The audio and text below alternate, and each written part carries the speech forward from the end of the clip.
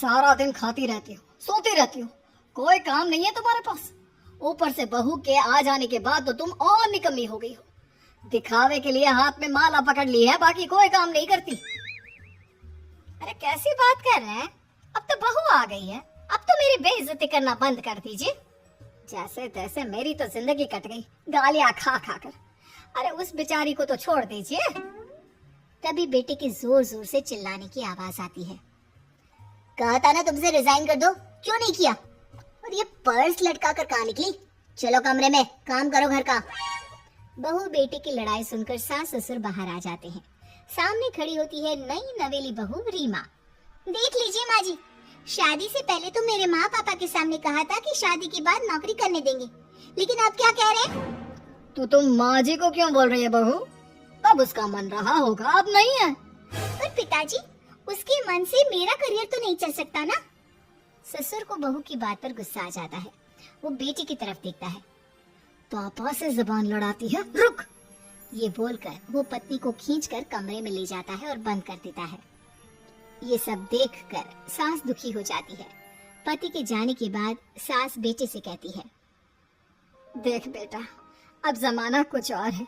तेरे पिता ने घर में औरतों की कद्र नहीं की, लेकिन तू ऐसा ना बन। शहर की समझदार पढ़ी लिखी लड़की से शादी की है तूने, उसका ख्याल रखा कर, तमीज से पेश आया कर। जा, बहू को कमरे से बाहर ले आ। लेकिन बेटा नहीं मानता और बहू कमरे में सारा दिन बंद रहती है। शाम को बेटा बाहर जाता है कि सास चाय और बिस्कुट लेकर बहू के कमरे में जाती है। बहू बेटा ये ले, चाय पी ले। रो रो कर कैसी शक्ल बना ली है बेटा। माँ जी, कैसे लोग हैं? आप कैसे मैनेज कर रही हैं? ऐसे थोड़ी ना होता है माँ जी। घर की औरतों को तो पिताजी और ये इंसान समझते ही नहीं। क्या करूं बेटा, मैंने तो जैसे तैसे सह लिया, लेकिन तू ना सहना। दोनों बात कर ही रहे थे कि ससुर आ जाते हैं। अच्छा, तो अब बहू को भड़का रही हो? बहुत दिन हो गए मार खाए, अब क्या बहू के सामने खाओगे? जाओ यहाँ से, और जरूरत नहीं है ज्यादा इस लड़की को सर पर चढ़ाने की, समझी? बहू को ससुर की बात पर गुस्सा आ जाता है, लेकिन वो कुछ नहीं कहती। आए दिन बहू देखती है कि कैसे उसकी सास और उसके साथ उसका ससुर और पति गंदा व्यवहार करते हैं। फिर एक दिन, ये क्या बनाया है? खाना बनाना नहीं आता क्या? ये बोलकर वो खाने की बड़ी सारी थाली फेंक देता है। अरे बेटा कोई बात नहीं, शांत हो जा, मैं अभी बाहर से कुछ मंगवा देता हूँ। हाँ पापा, ऑर्डर करिए। ऐसे खाने से तो पेट भरने से रहा। वैसे खाना तुमको बनाना आता नहीं और बाहर जाकर नौकरी करना चाहती हो। अरे तुम जैसे को तो पूछते भी नहीं है बाहर। बहू को पति की बात पर गुस्सा आता है, तभी सास बोल पड़ती है। तेरे से ज्यादा पढ़ी लिखी है, वो तो तूने इसे कहा था कि तू नौकरी करने देगा तो तुझसे शादी कर ली, वरना ना ही करवाते इसके माँ बाप तुझसे शादी इसकी। और कमाती भी ये तेरे जितना ही है बेटा। बहू हैरान रह जाती है कि जो सास खुद के लिए एक बार भी खड़ी नहीं हुई, वो उसके लिए बेटे को भी भला बुरा सुना रही है। उसकी नजर में सास की इज्जत और बढ़ जाती है। वो सास को देखकर ये सब सोच ही रही थी कि उसके कान में एक जोर से चांटे की आवाज आती है। किसको किसको मार पड़ी? वो देख ही रही होती है कि उसकी नजर जमीन पर बैठी सास पर पड़ती है। अभी तो धीरे से मारा, फिर जुबान खोली ना तो ऐसा मारूंगा कि कान के पर्दे फट जाएंगे। सास रो रही थी। बेटा और पति वहां से चले जाते हैं। पिताजी अच्छा किया माँ को जोर का चांटा लगाकर, आगे से जबान खोलने से पहले 4 बार सोचेंगी। बड़ी आई। दोनों हंसते हुए वहां से निकल जाते हैं। बहू सास को उठाती है और पानी देती है। मैंने ये दिन रोज देखे हैं बहू, लेकिन तू नहीं सहना। तू अपना जीवन अपने अनुसार जीना। शादी के वक्त मैंने तेरी माँ से बात करने की कोशिश की थी, उन्हें बताया था, लेकिन वो नहीं मानी। बहू सास को पकड़कर रोने लगती है। वो इसलिए नहीं मानी क्योंकि वो मेरी सगी माँ नहीं है। माँ जी, जिस तरह से आप मेरे लिए खड़ी हुई है ना, मेरी माँ भी नहीं हुई। बेटा मैं तेरा भला चाहती हूँ, तू नौकरी इस घर में रहकर तो नहीं कर पाएगी।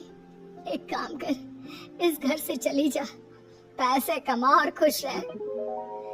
माँ जी, हो सकता है कल तक मैं आपके इस फैसले को मान जाती, लेकिन आज नहीं। माँ जी आप यहाँ इस नर्क को झेले और मैं आपको छोड़कर चली जाऊं? नहीं, कभी नहीं। अगले रोज, सुनिए वो क्या है ना, मुझे कुछ कपड़े और गहनों की जरूरत है, तो जरा पैसे दीजिए ना। अब आप घर के मर्द हो तो पैसे तो आपसे ही मांगूंगी ना, बुरा तो नहीं लग रहा ना आपको? नहीं नहीं, बुरा क्यों लगेगा, ये लो कार्ड, कर लेना शॉपिंग। अगले रोज, बिजली का बिल आया है 10,000 का, भर दीजिएगा। इतना बिल कैसे आ गया? बेटा वो क्या है ना, सारा दिन बहू घर में रहती है तो कमरे में एसी और टीवी चलता रहता है। अब कम से कम बाहर जाए तो 4 पैसे कमा कर लाए, लेकिन हम लोगों को थोड़ी ना औरत की कमाई खानी है, वो तो मर्द ही करता है ना। पति पर्स देखता है और फिर हाँ माँ ठीक बोल रही हो, खैर चलता हूँ, ऑफिस का वक्त हो गया है। पति ऑफिस से पिता को फोन करता है। पापा घर के खर्चे तो बढ़ते ही जा रहे हैं, ऊपर से महंगाई आप देख रहे हैं। मैं सोच रहा हूँ क्यों ना मीना को नौकरी के लिए हाँ कर दूं, 4 पैसे ही लाएगी ना घर में।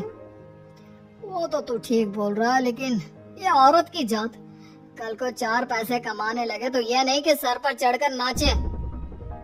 हाँ पिताजी बात तो सही है, वो तो आप है जो माँ को मुट्ठी में रखा है, वरना मेरी वाली तो।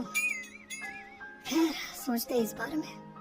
शाम को पूरा परिवार साथ बैठा होता है। वो कल पनीर की सब्जी बनानी है तो थोड़े पैसे देकर जाना। और हाँ कीर्तन भी रखा है संडे को, उसके लिए सामान की लिस्ट बना दी है, ले आना। पापा को दे दो, वो ले आएंगे। अरे पापा कहाँ से ले आएंगे, मेरे पास नहीं है पैसे वैसे। लो पैसे ही नहीं है, मेरे पापा की जेब तो हमेशा नोटों से भरी रहती है। बेटा लक्ष्मी को जो पूजता है ना, उसके पास लक्ष्मी रहती है। जो घर की औरतों को मारे पीटे, वो भला कैसे लक्ष्मी का लाभ ले सकता है?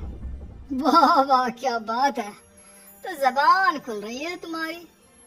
लगता है भूल गई पुरानी मार और डांट क्या? हाँ माँ जी शांत हो जाइए, मैं नहीं देख सकती आपको मार खाता, और फिर हो सकता है कि मैं आपको बचाने आऊँ तो ये भी मुझे मारे। ठीक है बहू, मैं कुछ नहीं कहती, तू ये लिस्ट बस दे दे, मैं चली आराम करने। फिर अगले रोज, सुनिए जी वो मायके जाना है, वो क्या है ना शादी के बाद से गई नहीं, तो ट्रेन की टिकट बुक करवा देना। तो मैं भी तो साथ जाऊंगा ना तुम्हारे। तो ठीक है फिर फ्लाइट की ही टिकट करवा दीजिए। वो क्या है ना अच्छा थोड़ी ना लगता है, आप पहली बार मेरे साथ जा रहे हो और हम ट्रेन से चले, ठीक है ना? पति ऑफिस जाता है जहाँ उसका दोस्त कहता है, अरे क्या हो गया यार, परेशान सा दिख रहा है, तेरी तो नई नई शादी हुई है, भाभी परेशान कर रही है क्या? अरे नहीं यार, तू तो जानता है थोड़ी सी कमाई में घर चलाना मुश्किल हो रहा है, तू कैसे मैनेज करता है यार? कैसे क्या यार, तू जानता है ना मेरी बीवी रिया को, वो टीचर है, फिर घर में ट्यूशन करती है, साथ में बच्चे भी पढ़ लेते हैं। यार घर नाम की गाड़ी दोनों पहियों के साथ चलने से ही चलती है, वो भी कमाती है और मैं भी, और चल रहा है घर बस। पति को दोस्त की बात समझ में आती है, लेकिन पिता का ज्ञान कैसे भूल सकता था? भाई कल को सर पर चढ़कर नाचने लगी तो। शाम को घर आता है जहाँ उसकी बुआ और उसका बेटा बैठे होते हैं। अरे आ गया लल्ला, कैसा थका थका सा लग रहा है, सब ठीक है ना? नमस्ते बुआ, कैसे आना हुआ? कैसा है रमेश? भाई को तो भाई की याद ही नहीं आती। अरे नहीं नहीं भैया, याद नहीं आती तो यहाँ कैसे आता? ये लीजिए मेरी शादी का कार्ड, जरूर आना। पति कार्ड खोलता है। डॉक्टर रश्मि, अरे वाह, तेरी होने वाली बीवी डॉक्टर है। और क्या भैया, आपकी बीवी इंजीनियर तो मेरी डॉक्टर। तभी वहाँ सास आ जाती है। अरे जब घर में ही बिठाना है बेचारी को तो काहे का इंजीनियर, है तो काम वाली, घर का काम करती है और आराम। इतनी पढ़ी लिखी लड़की को घर पर क्यों बैठा रखा है? अरे बहू कहीं झोला छाप डिग्री तो नहीं लेकर आई है? पत्नी की बुराई सुनकर पति को गुस्सा आता है। नहीं बुआ, यूनिवर्सिटी टॉपर है मेरी मीना, और हाँ बड़ी कंपनी में काम भी करती है, बस शादी के बाद कुछ महीनों की छुट्टी ली थी, अगले हफ्ते से ऑफिस शुरू हो जाएगा। क्यों मीना? तभी ससुर आ जाते हैं। हाँ लेकिन फिर घर का काम कैसे होगा, और पैसे कमाने लगेगी तो सर पर। पिता की बात पूरी नहीं हुई कि बेटा, सर पर चढ़ने का हक है उसका पापा, पत्नी है वो मेरी, यानी मेरे घर की रानी। और रानियां तो सर का ताज होती हैं। क्यों मीना? मीना पति की बात सुनकर शर्मा जाती है।